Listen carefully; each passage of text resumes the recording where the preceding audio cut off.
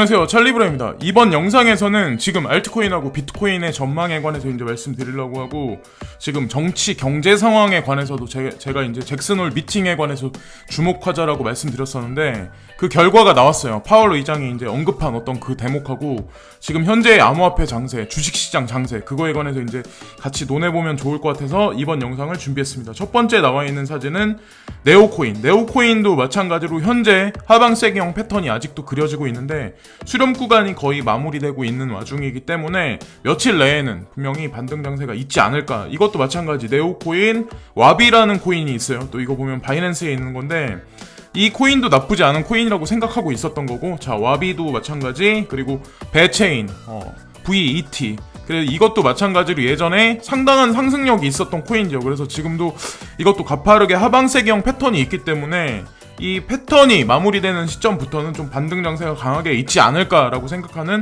그런 코인들. 그리고 여기 보면은 온톨로지도 마찬가지로 펀더멘탈적인 측면이나 아니면 여러 가지 측면에서 지금 보면은 기술적인 어떤 그 지표상에 나와 있는 측면에도 하방세기형 패턴이 이것도 강하게 그려지기 때문에 마찬가지 제가 말씀드렸던 몇 가지 코인하고 마찬가지 이 패턴이 아마 대다수의 알트코인들이 아마 이런 지금 패턴을 그리고 있을 거예요. 그래서 많은 분들이 아마 며칠 더 지내봐야 되지 않을까라는 생각을 하실 거예요. 저 또한 그런 생각을 하면서도 이 영상을 보여드리는 거거든요. 그래서 그거는 그냥 참고적인 관점으로 이제 접근하시면 되고, 하방세기형 패턴이 결국엔 수렴 구간을 지나면 결국에는 상승 패턴으로 갈 확률이 되게 높다라고 해서 지금 여기 보면 이게 폴링 웨지 패턴이거든요. 그래서 이거를 한 번 더 이제 부가해서 말씀드리는 거고, 뱅크 오브 잉글랜드죠. 뱅크 오브 아메리카가 아니라 뱅크 오브 영국의 중앙은행 총재가 여기 보시면 뱅크 오브 아메리카가 아니라 뱅크 오브 잉글랜드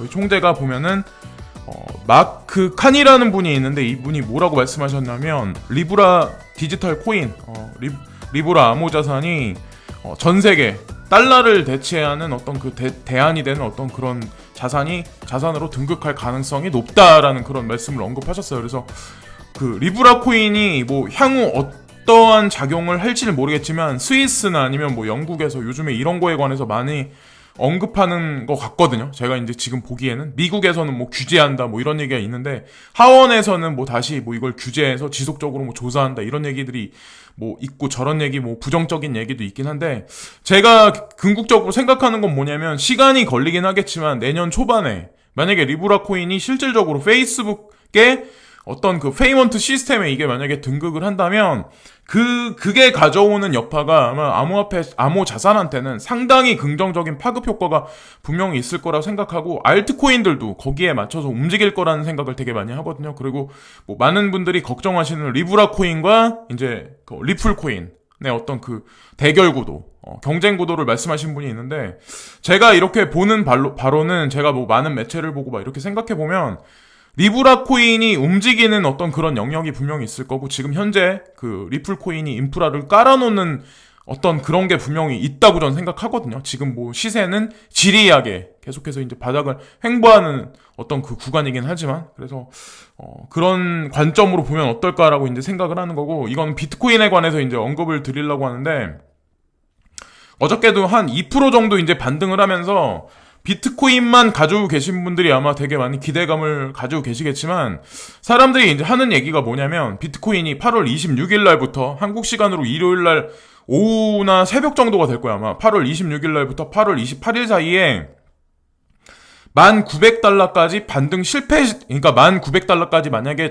강하게 찍지 못하면, 반등을 못하면 급락할 가능성이 되게 농후하다라는 그런 표현을 쓰거든요. 그래서 지금 보면은 10,000달러를 깨질 수도 있다는 그렇게 얘기하는 사람들도 있어요. 그래서 어떻게 될지 모르겠지만 어떻든 가장 중요한 날짜가 되는 시점이 8월 26일에서 8월 8일 그 사이가 되지 않을까. 그리고 알트코인들도 아마 그 정도 구간이면 제가 개인적으로 봤을 때 어느 정도 방향성이 나오지 않을까라는 생각을 해요. 그래서 가장 좋은 어떤 이상적인 시나리오는 뭐냐면, 비트코인이 1%를 오르든가 아니면 뭐 0.5%가 오르든가 옆으로 우상향을 아주 한 0.5도, 10도 정도 각도로 해서 우상향이나 횡보를 그리면서 알트코인이 반등하는 어떤 그 그림이 사실상 알트코인한테는 가장 좋은 이상적인 시나리오거든요. 그래서 어떻게 나올지 향후 며칠 내에, 며칠도 아니구나, 한 2, 3일 남았구나. 예, 이것만 지켜보시면 될 것 같고, 빗썸이 보면은 원래는 이런 걸 잘 안 했었는데 공식적으로 이제 코인텔레그래프에까지 이런 얘기가 나왔어요.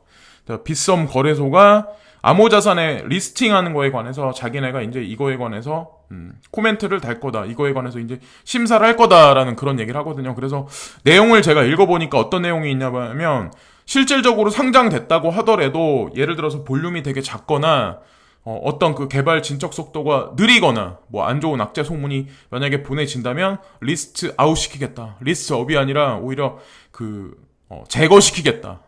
거래소에서. 근데 사실상 이거는 좋은 거죠. 알고 보면. 왜냐면 지금 뭐 어떤 알트코인들 같은 경우는 개발자들도 열심히 안 하고 상장만 시키고 돈만 뽑아먹고 도망가려는 사람도 되게 많거든요. 그래서 믿지 못하시는 분들이 비트코인 위주로만 투자를 하시는 게 그게 당연한 거죠. 왜? 믿지 못하시니까 당연히. 그래서 암호화폐의 왕에 투자하는 게 맞는 거죠. 예, 지금 현실적으로 봤을 때. 근데 중요한 건 이런 거래소들이 빗썸이나 뭐 대다수의 알트코인 를 많이 이제 상장해서 이제 거래를 계속 북돋고 있는 뭐 바이낸스나 이런 데가 정화작용, 이건 리스트 업 그리고 리스트 아웃 시키는 그런 거를 계속해서 지속적으로 한다면 시장이 궁극적으로 시간이 흐르면서는 바람직한 방향으로 간다고 생각을 하거든요. 더더욱이나 만약에 볼륨량이 없어서 거래량이 그게 지속적으로 유지가 된다면 그냥 거기서 제거시킨다 이런 얘기까지 하면 자기네가 가지고 있는 돈까지 쓰면서 아마 펌핑시킬 확률이 높지 않을까라는 생각을 해요. 그래서 이것도 지켜볼 일이긴 한데 어쨌든 궁극적으로 봐서 나쁘지 않은 일이 암호화폐 자산시장에 있을 거라 생각을 하는 거고, 이게 이제 이번 영상의 메인인데 미적지근했던 파월의 잭슨홀 미팅 발언, 시장은 실망했다라는 이 뉴스가 이제 8월 24일 날 오전 7시 44분이니까 우리나라 시간으로 했을 때 새벽에 나왔겠죠. 우리가 다 자고 있을 때 나왔을 텐데, 그래서 이 발언이 보면은 그분이 뭐라고 말씀하셨냐면 우리는 글로벌 경제 둔화의 추가적 증거들을 목격했고 특히 독일과 중국에서 그랬다. 노딜 브렉시트와 영국의 유럽연합 탈퇴의 가능성이 고조되고 있고 홍콩 시위 사태 악화, 이탈리아 정정 혼란 등을 포함해 지정학적인 사건이 새롭게 발생했다면서 도널드 트럼프 미 대통령의 미중 무역전쟁 격화도 그중 하나라고 언급했다.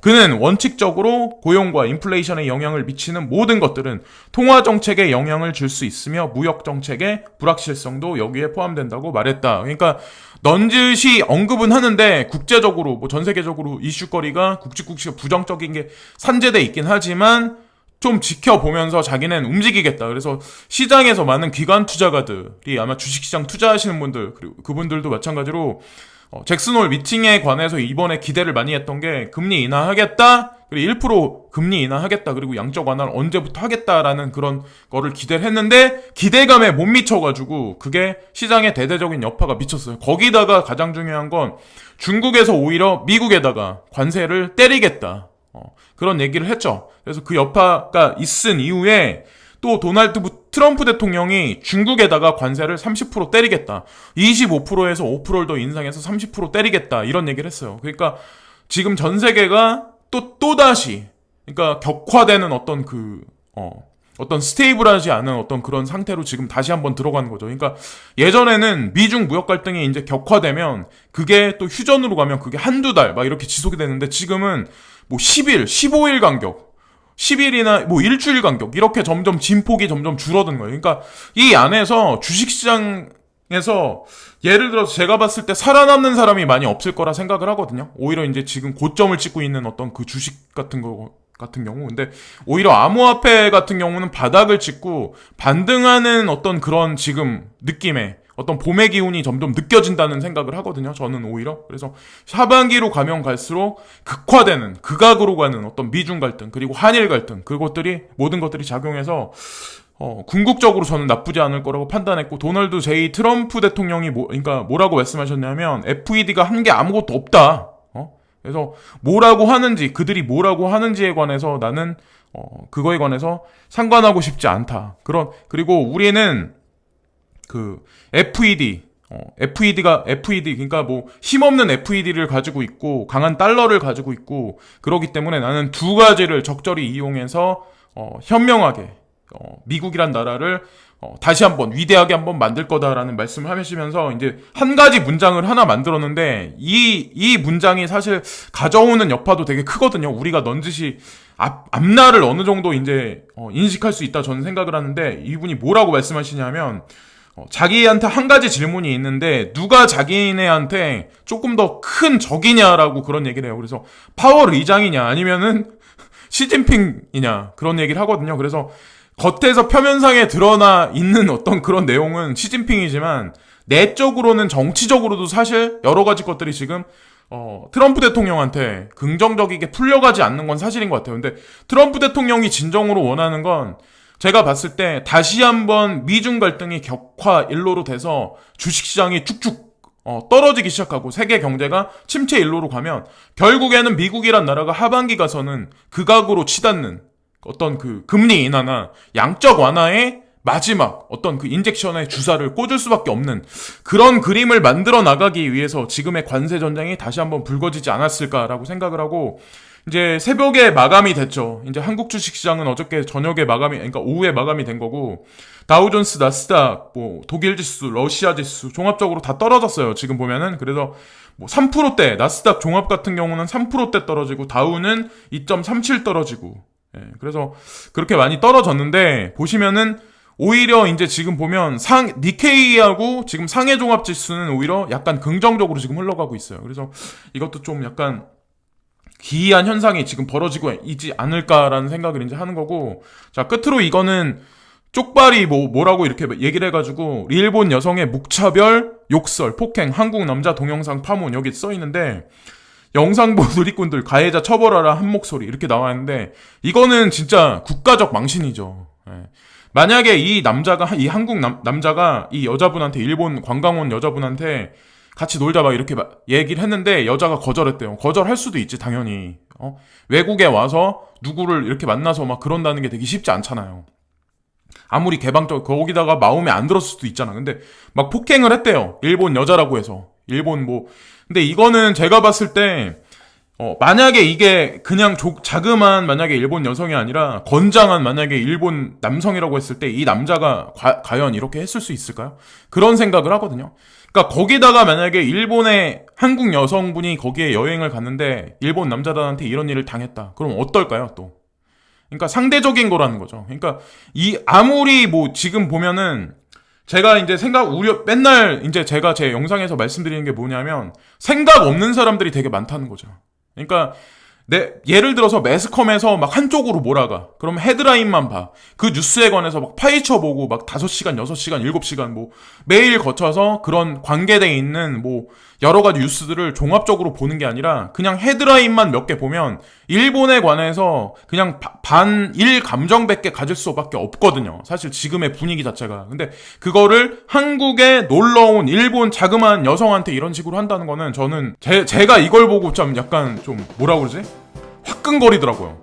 제가 다 열받더라고요. 그래서 이건 좀 아니지 않나 이런 식으로 하는 건. 그래서 생각 이씨 좀 예를 들어서 매스컴에 무슨 내용이 나오더라도 전반적인 상황 뭐 그런 거를 이제 종합적으로 보고 좀 약간 생각도 좀 해보고 여러 가지 것들을 견해를 종합적으로 이제 뉴스도 한 개만 보고 헤드라인만 보고 결정하는 게 아니라 유튜브도 한 개만 보고 결정하는 게 아니라 여러 가지 시각에서 바라볼 수 있는 어떤 그런 관점을 가지는 게 제가 봤을 때 나쁘지 않지 않을까 하는 생각을 해요. 물론 뭐 암호화폐에 투자하는 것도 마찬가지라고 생각을 하는 거거든요. 누가 뭐 떨어진다고 해서 그게 전면적으로 떨어지겠어요? 오른다고 해서 오르겠어요? 그거 여러 가지 것들을 보고 판별해서 결정 내리는 건 내 자신이지만 어디까지나 어떤 한 개의 매체를 보고 막 동화돼가지고 군중심리에 막 쏠려가는 그런 거는 아니라는 거죠. 그래서 그 말씀을 끝으로 이번 영상은 마치겠습니다. 그래서 뭐 지리한 장세, 무덤덤한 장세, 재미없는 장세이긴 하지만 끝까지 잘들 이 암호화폐 투자에 하셔가지고 좋은 일들 있으실 거라고 저는 믿고 있고 하반기로 갈수록 강한 상승세가 있을 거라고 항상 생각합니다. 지금까지 찰리 브라운이었고요. 오늘도 주말인데 즐거운 하루들 되시고요. 또 나중에 괜찮은 뉴스가 있으면 또다시 찾아뵙겠습니다. 항상 진심으로 감사합니다.